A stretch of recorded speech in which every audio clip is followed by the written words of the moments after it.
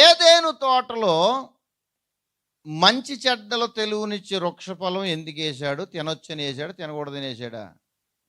తినకూడదని అయితే ఎందుకు వేశాడు? అసలు తినొచ్చని అయితే ఎందుకు తినొద్దు అన్నాడు?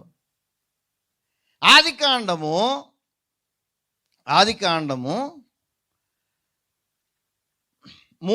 2వ అధ్యాయము ఆదికాండం. మరియు దేవుడని యెహోవా తోటలోనున్న ప్రతి వృక్ష ఫలములను నీవు నిరభ్యంతరముగా తినవచ్చును.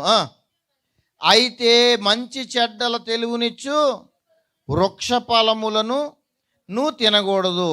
నీవు వాటిని తిని దినమున నిశ్చయముగా చచ్చెదవని నరునికి ఆజ్ఞాపించెను. ఆగండి. ఏమన్నాడు? ఏం తినొద్దు అన్నాడు? జాగ్రత్తగా వినాలి, వినకపోతే అర్థం కాదు. ఏ పండు తినొద్దు అన్నాడు దేవుడు?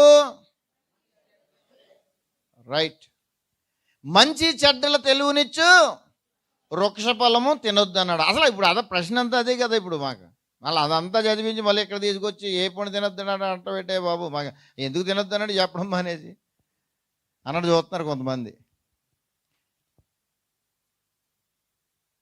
అక్కడ చెప్పబడినటువంటి మాటను మనం ఒకటి కాస్త మిస్ అవుతున్నాం. చూడండి, 16వ వచనం నేను చదువుతున్నాను. మరియు దేవుడైన యెహోవా తోటలోనున్న ప్రతి వృక్ష ఫలములను నీవు నిరభ్యంతరముగా తినవచ్చును. అయితే మంచి చెడ్డల తెలివినిచ్చు వృక్ష ఫలములను నీవు తినకూడదు. నీవు వాటిని తినమున నిశ్చయముగా చచ్చేదని నరునికి ఆజ్ఞాపించెను.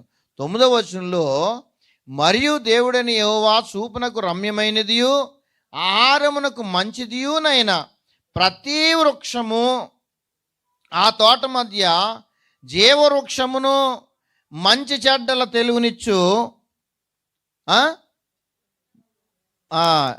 ఆ తోట ఏదెను తోట ఉంది. ఏదెను తోటలో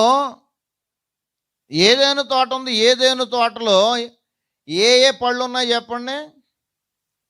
ఆహారమునకు పనికొచ్చే అన్ని రకాల పండ్లు ఉన్నాయి. 1. 2, మంచి చెడ్డల తెలివినిచ్చు వృక్షఫలము ఉంది. 3వ చెట్టు కూడా ఉంది. ఏంటది?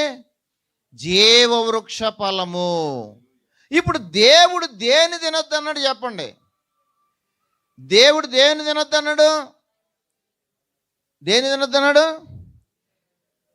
మంచి చెడ్డల తెలివిని ఇచ్చేటువంటి వృక్ష ఫలాన్ని మాత్రమే తినొద్దన్నాడు. జీవవృక్ష ఫలం తినొచ్చేళ్ళు. దేవుని ఉద్దేశం ఏంటంటే వాడు జీవవృక్ష ఫలం తిన్నా తర్వాత అప్పుడు మంచి చెడ్డల తెలివినిచ్చే వృక్ష ఫలం తినిపిందామని దాన్ని పక్కన పెట్టాడు. దేవునికి మహిమ కలుగును గాక. మనిషికి మొదట జీవం కావాలి, పరిశుద్ధత కావాలి. ఆ పరిశుద్ధత ఇచ్చిన తర్వాత జ్ఞానం ఉంటే అది ఉపయోగపడుతుంది.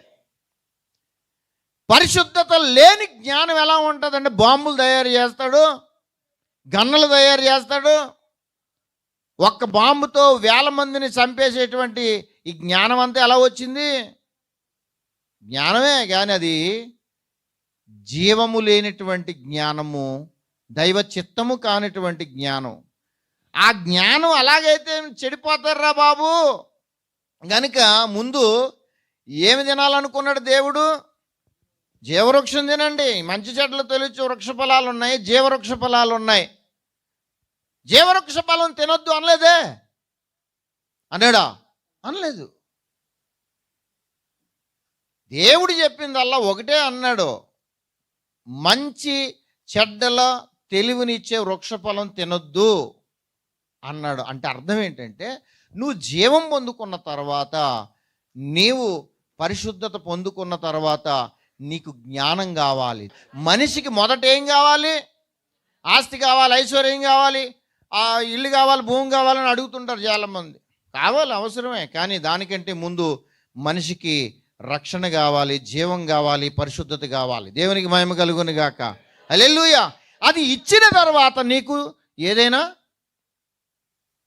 యోహాను పత్రికలో అంటాడు గాయకు రాస్తూ, ప్రియుడా నువ్వు ఆత్మలో వర్ధిల్లిన కొలది నువ్వు అన్ని విషయంలో మొదట ఆయన నీతిని, ఆయన రాజ్యమును వెతకండి, అప్పుడు అవన్నీ. అది దేవుని యొక్క చట్టం ఇది. మొదట నీకు ఆత్మ సంబంధమైనవి పెట్టాలి. ఆ తర్వాత రక్షణ పొంది పరిశుద్ధత పొందినటువంటి వ్యక్తి, జాగ్రత్తగా వినండి, దేవుని భయం ఉంటుంది. దేవుని భయం ఉన్నటువంటి వ్యక్తి, ఆడి దగ్గర డబ్బులు ఉన్నాయనుకోండి, ఏం చేస్తాడు? భయభక్తులతో ఖర్చు పెడతాడు. దేవునికి ఉపయోగపడేలాగా, కుటుంబానికి ఉపయోగపడేలా ఖర్చు పెడతాడు. అసలు దేవుడు భయం లేదు, పరిశుద్ధత లేదు, రక్షణ లేదు, ఏమీ లేదు, వీడి దగ్గర డబ్బులు ఉన్నాయి, దేనికి ఉపయోగిస్తాడు? అనవసరమైన వ్యర్థమైన ఖర్చులన్నీ చేస్తాడు. అనవసరమైనటువంటి పనికి మాలినటువంటి అపవిత్ర కార్యాలకు ఉపయోగిస్తాడు. అందుకని దేవుడు మొదట ఇవ్వాలనుకున్నది నీకు పరిశుద్ధత ఇవ్వాలనుకున్నాడు. దేవునికి మహిమ కలుగును గాక. ప్రియులారా, ఇలాగ మనం బైబిల్లో చెప్పుకుంటే ఎన్నో చిక్కుముళ్ళు ప్రశ్నలు ఉంటాయి. దేవుడు ఎందుకు అలా చేశాడంటే దాని వెనక ఏదో కారణం ఉంటుంది.